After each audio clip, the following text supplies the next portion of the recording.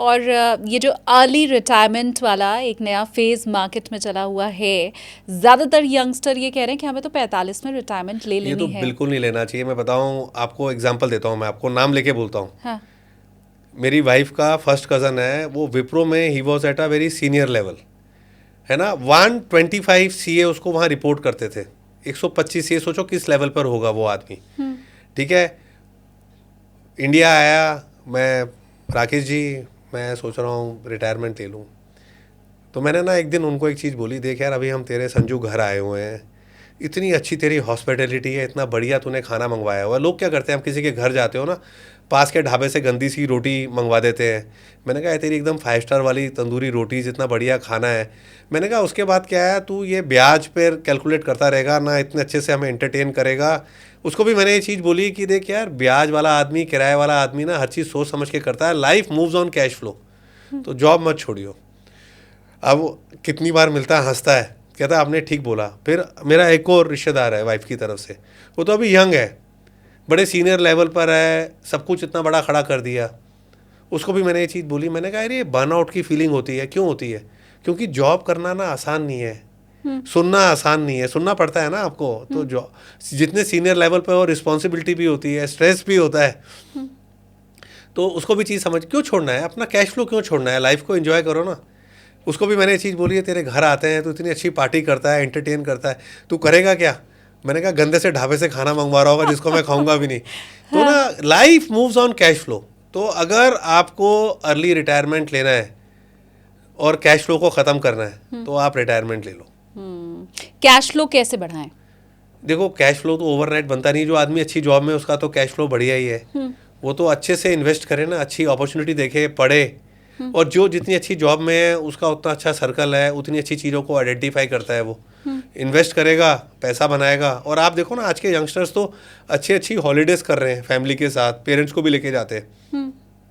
तो अच्छी सैलरी वाला आदमी अगर जॉब को ख़त्म कर देगा, जॉब को किल कर देगा, तो कैश फ्लो तो उसने अपना ख़त्म कर ही दिया ना। एक स्टेटमेंट के ऊपर मैं अगला सवाल आपसे सर लूँगी।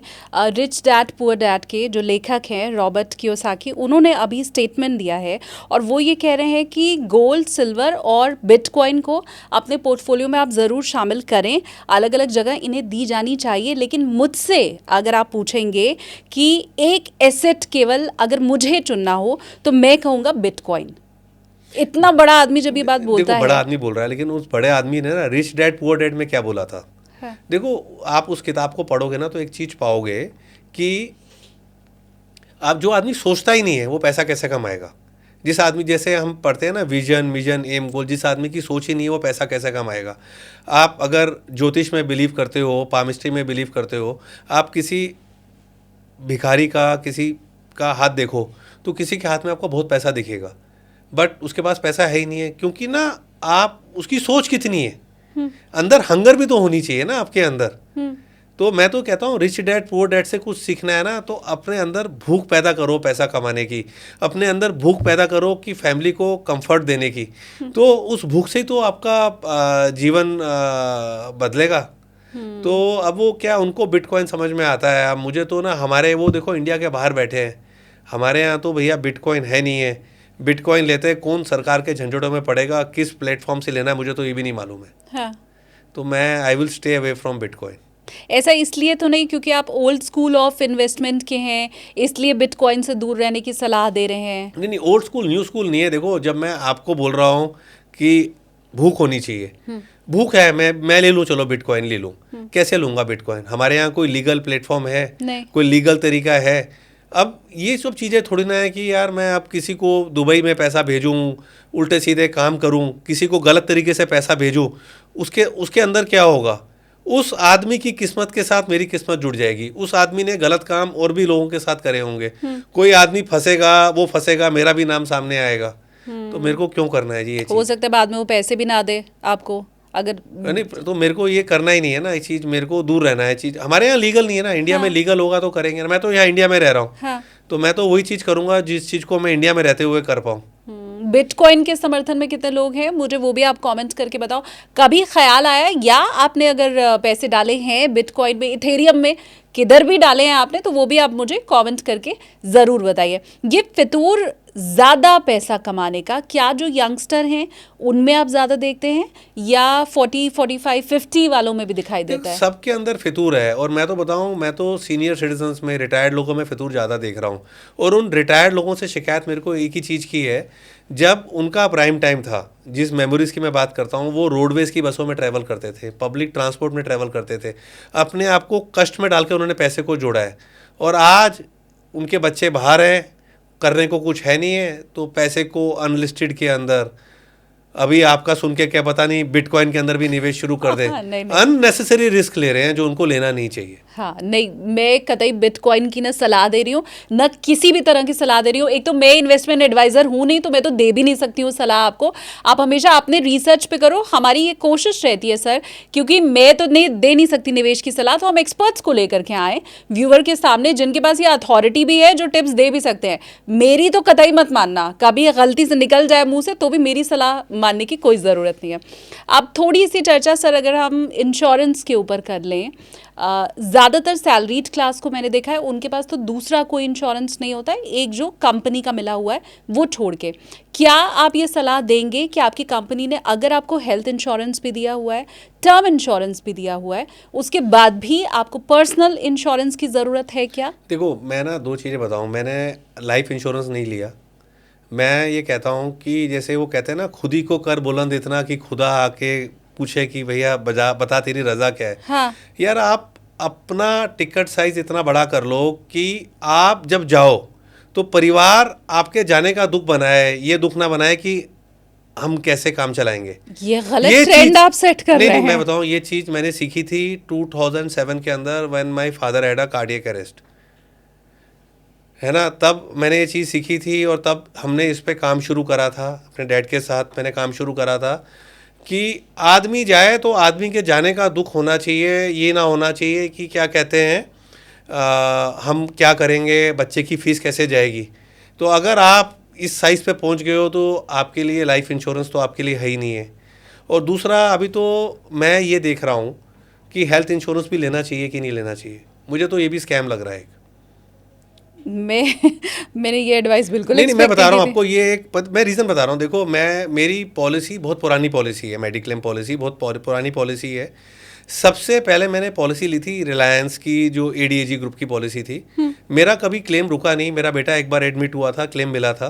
मेरे फर्स्ट कज़न की बेटी की बायोप्सी हुई, उन्होंने नाटक करा, मैंने अपनी पॉलिसी को शिफ्ट कराया अपोलो म्यूनिक के अंदर। कंटिन्यूसली मेरी वो पॉलिसी चली। अपोलो म्यूनिक को टेक ओवर करा एचडीएफसी ने।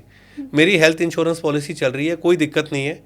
बट मैं क्या देख रहा हूँ कि ना, जब आप हॉस्पिटल में जाते हो तो भैया आप स्वीट के लिए अवेलेबल नहीं हो। आज जैसे मैंने आपको बोला कि आदमी चले जाए तो आदमी के जाने का दुख होना चाहिए। एटलीस्ट ना, इन मेडिक क्लेम पॉलिसीज़ को ये समझना चाहिए कि जब आदमी आपके पास आ रहा है तो उसको आप हैरेस मत करो, है ना। जब बीमारी आई है तो आदमी बीमारी से लड़े, ना कि इंश्योरेंस कंपनी से। आज की डेट में ऐसी, मतलब कि बोलना नहीं चाहिए लैंग्वेज, ऐसी टुच्ची टुच्ची कंपनीज हैं जो आदमी को तंग करती हैं, है ना। अभी एक रिसेंटली मैं किसी से मिलने गया हुआ था Apollo hospital, Indraprastha Apollo hospital में। तो वहाँ पे वो लेडी, मेरे जानकार, मेरी भाभी की सर्जरी चल रही थी, रिसेप्शन पे खड़े हुए थे, डॉक्टर से बात हो रही थी। एक लेडी ना रो रही थी, तो मैंने पूछा क्या हुआ। कहती फ़ोटो मांग रहे हैं, मेडिक्लेम के लिए फ़ोटो मांग रहा था। हाँ। अब वो भी लोग देख के बात करते हैं। मैंने टीपीए को बोला दिक्कत क्या है। मैंने कहा यार, मेडिक्लेम कार्ड है, आधार का नंबर ले और काम कर। हाँ। फ़ोटो नहीं है तो तंग करेगा क्या। तो मैंने कहा, कहता जी फ़ोटो यहाँ खींच सकते हैं। तो मैंने कहा बता ना इनको फ़ोटो के लिए क्यों हैरेस कर रहा है। तो ये चीज़ तो ना आपको भी देखनी है। मेरी लिमिटेड अंडरस्टैंडिंग है, मेरा ये मानना है कि 48 मंथ, मतलब कि 4 साल बाद आपने ऐसे पॉलिसी ली है, आज आपने पॉलिसी ली, आपको कोई बीमारी होती है, आपने नहीं डिस्क्लोज करा, अगर आपकी पॉलिसी को चलते चलते 4 साल हो चुके हैं तो all pre existing disease as per law of land, as per my agent, as per my insurance adviser covered है। तो आदमी जब हॉस्पिटल जाता है तो उससे इस तरीके से क्यों पूछते हैं कि आपको बीपी है, क्या शुगर है। अगर यार 5 साल पुरानी पॉलिसी हो गई है, आप लिख के दो ना कि 5 साल बाद आपको किसी चीज़ की दिक्कत नहीं है। प्रीमियम अपनी मर्जी से आनंद शानन में बढ़ा देते हैं। भाई कि मेरा ये कहना है कि एक आम आदमी के लिए एक आम बीमारी में कितना खर्चा होता है, 5 लाख, 7 लाख, 10 लाख, 15 लाख।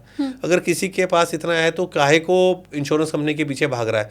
इसके ऊपर की बीमारी आ गई तो क्या आपका मकान, क्या आपकी सेविंग, क्या पोर्टफोलियो, कुछ काम नहीं आएगा, सब खत्म है। एक बॉलीवुड वाले को स्टैप किया जाता है तो 35 लाख रुपए प्रीमियम कंपनी रातों रात पे कर देती है और छोटे आदमी को तंग करती है। क्यों तंग करती है? करना नहीं चाहिए ना। पर सर इंश्योरेंस कंपनी अगर तंग नहीं करेगी और अब कैश लेके हॉस्पिटल में जाएंगे तो हॉस्पिटल भी तो तंग करेगा। नहीं, पहली चीज़ तो क्या है कि इंश्योरेंस कंपनी क्यों तंग कर रही है। आज आप बात कर रहे हो तो मैं तो कंपनी को टैग करके बोलता हूँ। HDFC की मेरी पॉलिसी है, ठीक है ना। मैं हॉस्पिटल में गया, मैंने देखा बाद में स्वीट है, कहता जी हमारा टाई अप नहीं है। चलो यार, मैं तो डॉक्टर के लिए उस हॉस्पिटल में गया था ना। मैं जैसे मैंने बोला, हमें बीमारी से लड़ना है, हमें पेशेंट ठीक करना है, हमें इन चक्करों में नहीं पड़ना है, ठीक है। अब उसके बाद फिजियोथेरेपी है। मैंने खुद ने कॉल पे फ़ोन करा, मेरे को लिखित में क्यों नहीं बताते हैं कि आपको 2 महीने के लिए फिजियोथेरेपी मिलेगी, 3 महीने के लिए मिलेगी, आप क्लेम डाल दो। यार आप ट्रांसपेरेंसी तो लाओ ना। मैंने 3 साल का प्रीमियम भरा था 1.5 लाख से ऊपर का। आप ट्रांसपेरेंसी तो लाओ ना। आप बताते ही नहीं हो कि क्या चीज़ कवर्ड है, क्या चीज़ कवर्ड नहीं है। जब मैं खुद, जो इंश्योर्ड बंदा है जो फ़ोन करके पूछ रहा है, आप उसको ही क्लैरिफाई नहीं कर पा रहे हो। क्यों नहीं कर रहे हो क्लैरिफाई आप? तो धांधली हो रही है, आप ये नहीं, मैं धांधली नहीं कह रहा हूँ और आप कह रहे हो। मैं तो कहता हूँ आप मुझसे बात कर रहे हो। जैसे आज की डेट में हॉस्पिटल्स में रूल बना दिया है कि 2 लाख से ऊपर कैश नहीं लेगा। मैं तो कहता हूँ इस रूल को भी चेंज करना चाहिए। यार हॉस्पिटल में कोई मनी लॉन्ड्रिंग थोड़ा ना हो रही है। वहाँ छोटे छोटे लोग हैं, हर एक के पास कैश नहीं है, कोई ज्वेलरी बेच के आ रहा है। हॉस्पिटल में तो अलाउ करना चाहिए। ऑल्दो हम उस कैटेगरी में नहीं आते हैं, हम तो चेक से ही पेमेंट करेंगे, बट हॉस्पिटल में तो चीज़ को ठीक करना चाहिए ना, कि नहीं करना चाहिए। अब मैं इसको सम अप करने के लिए अगर फिर से आपसे समझना चाहूँ तो मुझे हेल्थ इंश्योरेंस लेना है अलग से या नहीं लेना है? देखो जी, लेना तो मजबूरी है। ऐसा लगता है ना कि फोमो हो गया, जैसे जिसने चांदी नहीं ली उसको लगता है कि उसने कुछ मिस कर दिया। हाँ। मैं भी बोल रहा हूँ, सोच रहा हूँ कि ना लूँ, बट मैं भी रिन्यू तो करूँगा ही ना। बट क्या है कि दिल कहीं ना कहीं दुखता है एटीट्यूड देख के। हाँ, ठीक बात। और यही रूल फिर लाइफ इंश्योरेंस के लिए भी है, वो लेना है? देखो, लाइफ इंश्योरेंस में जो आदमी इस टिकट साइज पर है, जिसके पास सेविंग है, उसको काय को प्रीमियम भरना है? उसको क्यों प्रीमियम भरना है, मेरे को बताओ ना। एक्सपर्ट्स कहते हैं लाइफ इंश्योरेंस का तो प्रीमियम बहुत कम होता है। नहीं, अच्छा खासा प्रीमियम है, उसमें भी 55-60 हज़ार रुपये प्रीमियम ले जाते हैं। हाँ। और अगर आप ये क्यों सोचते हो कि आपको कुछ होगा, तो आप सोचो ना, 15-20 लाख रुपए तो आपने 20 साल में वैसे ही दे दिए। हाँ, राइट है ना। 15 उस पैसे को आप एंजॉय भी तो करते हैं ना, उस पैसे की भी तो मेमोरीज क्रिएट होती है ना। अब मैं इस पे कुछ नहीं बोलूंगी, मैंने ये पूरा आपके ऊपर छोड़ दिया कि आप टर्म नहीं, आप इंश्योरेंस। ये क्यों सोचते हो कि यार मैं जब मरूंगा तो पैसा मेरे बच्चे को मिलेगा? ये कोई चीज़ थोड़ी ना है यार। आज आपको उस प्रीमियम की ज़रूरत है, उस प्रीमियम से आपकी लाइफ सुधरती है। क्यों सोचते हो मरूंगा मैं? गरीब लोग हैं, सिंगल अर्निंग पर्सन अगर नहीं, है। वहाँ पे जरूरी है, लेकिन हर जगह जरूरी नहीं है ना। हाँ, जबरदस्ती की इनसिक्योरिटी तो क्रिएट मत करो ना। तो अगर अवॉइड कर सकते हैं, टिकट तो- साइज आपका बड़ा है तो आप टर्म इंश्योरेंस बहुत लोग नहीं लेते हैं, बहुत लोग नहीं लेते हैं। और हेल्थ इंश्योरेंस दोनों हेल्थ अवॉइड इंश्योरेंस तो देखो लोग लेते हैं। मैं तो, मेरा दिल दुखता है एटीट्यूड देख के। हाँ। हॉस्पिटल का मेरा दिल दुखता है इसको देख के, क्या कहते हैं, हेल्थ इंश्योरेंस कंपनीज का एटीट्यूड देख के। जैसे आपको इमरजेंसी में पहुंचा, आप कैसे फोटो मांग सकते हो उससे यार आप? ठीक बात। तो आप भी मुझे कमेंट्स करके बताओ कि आपने टर्म इंश्योरेंस और हेल्थ इंश्योरेंस क्या ले रखा है। अगर नहीं ले रखा है तो मुझे वो भी आप कमेंट करके ज़रूर बताओ। अब हम अगर पुराने इंस्ट्रूमेंट वर्सेस न्यू इंस्ट्रूमेंट की बात करें तो पुराने समय में, क्योंकि मैं अभी तक जितना पढ़ पाई हूँ आपको, आई माइट बी रॉन्ग, तो मुझे वो समझ में आया कि ना तो पॉलिसी, ना तो FD, ना तो ये PF, इस तरह के किसी भी जगह पैसा लगाने के आप पक्ष में नहीं है, जितना मैं समझ पाई हूँ अभी तक। तो फिर मुझे किधर जाना है? देखो जी, मार्केट में बहुत पैसा है। पहली चीज़ मैं जो आपको बोला, देखो होता क्या है, अगर आप मार्केट से अपनी रिक्वायरमेंट को छोड़ के पैसे निकाल पा रहे हो, जिसका टिकट साइज़ है 25 लाख, 40 लाख, 50 लाख रुपए, तो उसको कोई टर्म इंश्योरेंस की ज़रूरत थोड़ा है, उसको कोई हेल्थ इंश्योरेंस की ज़रूरत थोड़ा है। वो तो अपना स्मूथली लाइफ को रन कर रहा है। और मैंने जो चीज़ सीखी है ना, देखो किराए पर, ब्याज पर अगर आप पढ़ रहे हो तो ना अपनी सोच को आप छोटा करते हो, अपनी सोच को आप छोटा करते हो। और मेरे पास ना कोई रेंटल इनकम नहीं है, तो ना मैंने ये देखा है कि रेंटल और ब्याज से ना सोच थोड़ी छोटी होती है।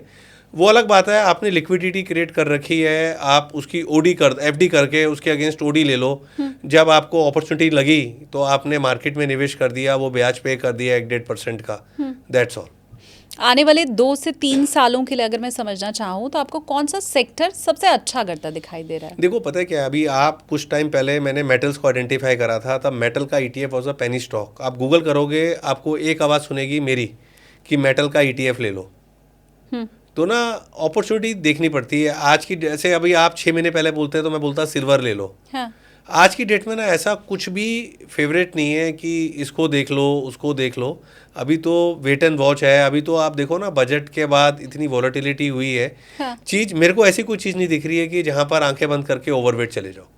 बट कोई सेक्टर भी ऐसा नहीं दिखाई दे रहा है जो आपको लग रहा है दूसरे से बेहतर? मुझे लग रहा है कि this is a time to start accumulating IT sector.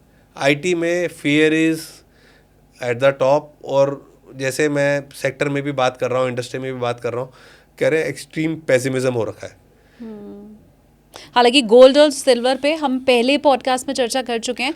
मैं आपको डिस्क्रिप्शन में लिंक दे दूंगी उस पॉडकास्ट का, डिटेल में अगर आप समझना चाहते हैं कि कैसे गोल्ड एंड सिल्वर काम करता है तो वो आप उसमें समझ सकते हैं। पर फ्यूचर के लिए अगर गोल्ड एंड सिल्वर ईटीएफ में मुझे पैसा लगाना है तो वहां मैं कर सकती हूँ निवेश? बिल्कुल। गोल्ड तो देखो जी नो ब्रेनर है। गोल्ड तो लोग आपको मिलेंगे म्यूचुअल फंड वाले गोल्ड को क्रिटिसाइज करते हुए।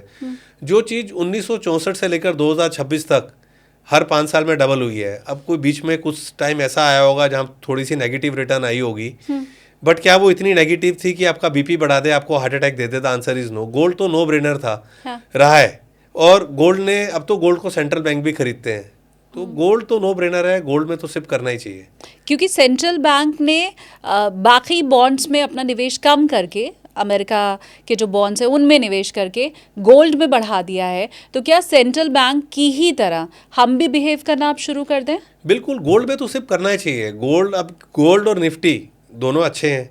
अब फर्क क्या है कि गोल्ड जो है ना वो आपको टेंशन और स्ट्रेस नहीं देगा। हाँ। और निफ्टी आपको स्ट्रेस देगा, क्योंकि जब निफ्टी गिरेगा तो सारा टाइम मीडिया, सोशल मीडिया भर जाएगा। हाँ। और गोल्ड में ना, गोल्ड उस तरीके से कभी वोलेटाइल नहीं होगा जिस तरीके से स्टॉक मार्केट वोलेटाइल होती है। तो दोनों, मेरे को लगता है दोनों are must for your portfolio. और दोनों में से एक लेना हो तो फर्स्ट चॉइस मेरी गोल्ड होगा। क्या बात है, सिल्वर नहीं होगा लेकिन यहाँ पे सिल्वर तो मेरे लिए ट्रेडिंग है जी। सिल्वर में देखो, सिल्वर निवेश नहीं है, ट्रेडिंग है। सिल्वर ट्रेडिंग है जी। सिल्वर, मैं कॉपर का ईटीएफ दो, मैं कॉपर में पैसा डालने को तैयार हूँ। कॉपर की demand is a real, to me silver is a bubble. क्यों? सिल्वर में कहाँ डिमांड है? सब स्पेकुलेशन चल रहा है। स्पेकुलेटिव एक्टिविटी है।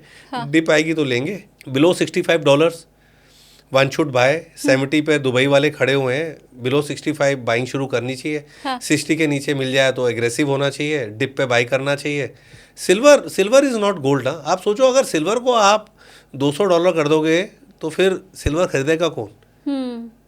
तो वो इन्वेस्टर जो सिल्वर में इन्वेस्ट करके बैठा है, मैं ट्रेडिंग की तो यहाँ बात ही नहीं करी, मैं सीधा कह रही हूँ कि अगर किसी ने सिल्वर ईटीएफ में, आप ईटीएफ के हमेशा फेवर में रहते हैं, उधर पैसा डाला हुआ है या ज्यादा पैसा सिल्वर में डाला तो हुआ है, होल्ड करें ना, होल्ड करें। अच्छा, तो लॉन्ग रन में, लॉन्ग रन ठीक है। ओके। अब दिक्कत क्या है, अगर आपने $110 $115 पे लिया है तो आपको समय लगेगा कंफर्ट में आते हुए, ऐसा मेरा मानना है। हाँ। और आपने नीचे का ले रखा है तो कोई दिक्कत नहीं है। ऊपर का ले रखा है तो कभी डिप आए तो करेक्शन पे लो ना। और दिवाली जब नज़दीक आए तो चांदी के सिक्के और सोने की गिन्नियाँ खरीदना शुरू रखें? देखो जी, अब तो चांदी के ना सिक्के खरीदने का मतलब ही नहीं है। देखो, पहले हम चांदी का सिक्का खरीदते थे तो कुछ साइज आता था। हाँ। है ना? अब वो साइज भी नहीं आता ना चांदी का, तो चांदी भी बहुत महंगी हो गई है। हाँ। तो खरीदना तो चाहिए। जब आए तो जैसे हम धनतेरस पे लेते हैं तो खरीदना चाहिए। हाँ। तो उसमें कोई दिक्कत नहीं है, बट वो इन्वेस्टमेंट थोड़ी ना होगी। वो तो एक फील गुड है जो हम हमेशा करते आए हैं। उसको आप निवेश नहीं मानते? उसको निवेश थोड़ा ना मानते हैं। और सोने के, मैं क्योंकि अपने फादर की भी अगर आपको बात बताऊं तो वो सोने का टुकड़ा ही हमेशा लिया करते थे। हालांकि उस समय ईटीएफ नहीं होता था, ये भी क्लियर करना यहाँ पे ज़रूरी है, लेकिन वो हमेशा जैसे 50 ग्राम 60 ग्राम का एक टुकड़ा लेके आते थे, या वो गिन्नियों में ही उन्होंने निवेश किया है। तो अब वो बिल्कुल आप कह रहे हैं कि पुराना तरीका हो गया। नहीं, वो बढ़िया है जी। गोल्ड की गिन्नी और टुकड़ा लेने में क्या दिक्कत है? गोल्ड तो हमेशा बिकता ही है ना, वो तो प्योरिटी वाली चीज़ होती है। हाँ। तो गोल्ड में दिक्कत थोड़ी ना है, गोल्ड तो संभल भी जाता है आराम से ना। हाँ। अब चांदी के छोटे छोटे पीस थोड़ा ना आप संभालोगे। हाँ। तो भाई पहले चांदी सस्ती थी, आपने छोटी ब्रिक खरीद ली, कुछ खरीद लिया, आता था। अब चांदी भी बहुत महंगी हो गई है। तो गोल्ड के सिक्के तो खरीदने ही चाहिए जी, वो तो बचपन से हम देखते आए हैं, उसमें तो कोई दिक्कत नहीं है। और हर 5 साल में कुछ चीज़ डबल हुई है तो वो सोना डबल हुआ है। हाँ। अब अगर मैं बिल्कुल जहाँ से हमने शुरू किया था पॉडकास्ट, मैं अगर वापस से वहाँ पे चली जाऊँ, और आपने ये कहा कि 5-7 लाख रुपए में मैं 25 से 30 हज़ार महीना शेयर मार्केट से कमा सकती हूँ, तो ये 5 से 7 लाख रुपया क्या मेरी सेविंग में से निकाल के मैं लगाऊं, या सरप्लस होना चाहिए पैसा? देखो सरप्लस ही होगा ना पैसा। आप सेविंग जो मतलब कि जैसे अब मैं मान रहा हूँ कि जो आदमी पैसा डाल रहा है उसकी रेगुलर इनकम चल रही है, घर चल रहा है, उसको घर चलाने के लिए इस पैसे की ज़रूरत नहीं है, तभी पैसा बना पाओगे। अगर आप सोचो कि यार इस पैसे से मैं घर चलाऊंगा तो दिक्कत है। कई लोग आते हैं कि मार्केट में ट्रेड करके घर चलाएंगे, मैं हर एक को मना करता हूँ, इवन मैं अपने सब्सक्राइबर को भी बोलता हूँ यार ये चीज़ ऐसे इतना आसान नहीं है। हम क्या बात कर रहे हैं कि आप पैसा लगा के पैसा कमा रहे हो, एक्स्ट्रा इनकम, अपनी एक्स्ट्रा लिक्विडिटी, अपने हाथ को आप थोड़ा सा बढ़िया कर रहे हो, अपनी मेमोरी क्रिएट कर रहे हो। अगर आप सोचो कि यार मैं जॉब छोड़ के बैठ जाऊं और पैसा लगा के ऐसा कर लूँगा तो वो बड़ा स्ट्रेसफुल काम है, उस चीज़ के फेवर में नहीं हूँ मैं। मतलब मेरी सैलरी अगर आ रही है लगातार, हाँ। मैं कहीं जॉब कर रहा हूँ, या मेरा व्यापार कुछ है जहाँ से मेरे घर का खर्च चल रहा है, अब मेरे पास 5 से 7 लाख अगर पड़े हुए हैं हाँ, अलग तो आप से, लगाओ ना पैसे को, तो वो लगाना है, तो लगाना वो मेरी सेविंग्स का नहीं होना चाहिए, या उसके चले जाने का दुख नहीं होना चाहिए? नहीं जाएगा क्यों? आप एक चीज़ बताओ ना, आप क्यों जाएगा? क्यों नहीं जाएगा? क्यों जाएगा? आप कोई कचरा थोड़ा ना ले रहे हो, आप ट्रेड कर रहे हो। और ये तो है नहीं कि एक सम से काम शुरू करोगे। भाई आप पढ़े लिखे आदमी हो, रिसर्च करके काम कर रहे हो, ठीक है ना। आपने 5 स्टॉक्स लिए, ये तो नहीं है पांचों एक साथ ले लोगे आप, किसी में आएगा किसी में जाएगा। मेरा तो एक्सपीरियंस ये कहता है अगर आप ठीक से काम करोगे तो लर्निंग स्टेज में पैसा जा सकता है। तो 50-60 हज़ार रुपये साल का चला भी गया, उसमें क्या गया, वो लर्निंग कॉस्ट थी आपकी, वो आगे आप रिकवर करोगे मार्केट से, वो लर्निंग कॉस्ट थी। ये थोड़ा ना कि पैसा 7 लाख रुपए उड़ जाएगा। और एक चीज़ और बताऊँ, हिंदुस्तान में किसी के पास शेयर बाज़ार में निवेश करने के लिए, ट्रेडिंग करने के लिए पैसे की कमी नहीं है।